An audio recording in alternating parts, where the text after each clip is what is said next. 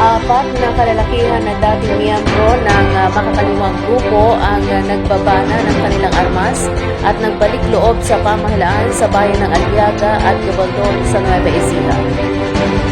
Kinilala ng pulisya dito ang mga voluntaryong sumuko na sina alias Katotoy, 62 taong gulang, isang construction worker na residente ng barangay Pantok, Aliaga, Nueva Ecija at dating miyembro ng CPP-NPA sa ilalim ng Underground Mass Organization o UGMO ng Pambansang Katipunan ng Magsasaka o PKM sa Alyansang Magbubukid sa Gitnang Luzon o AMGL.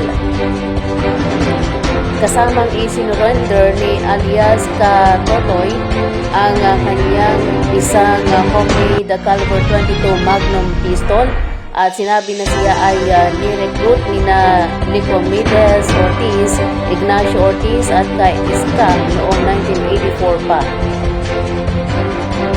Samantala, sa bayan naman ng Gabaldon ay voluntaryo ding nagbaba ng kanilang armas ang tatlo pang dating rebelde na sina Kaben, 72 years old, Kaamang, 53 years old at Kabalong, 27 years old.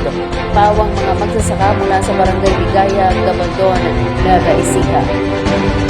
Sinabi ng tatlo na sila ay miyembro ng alyansa ng mamamayang nagkakaisa o Almana na na-recruit naman daw sila ni na Arnie Gallardo at Tom Guevara noong 2015.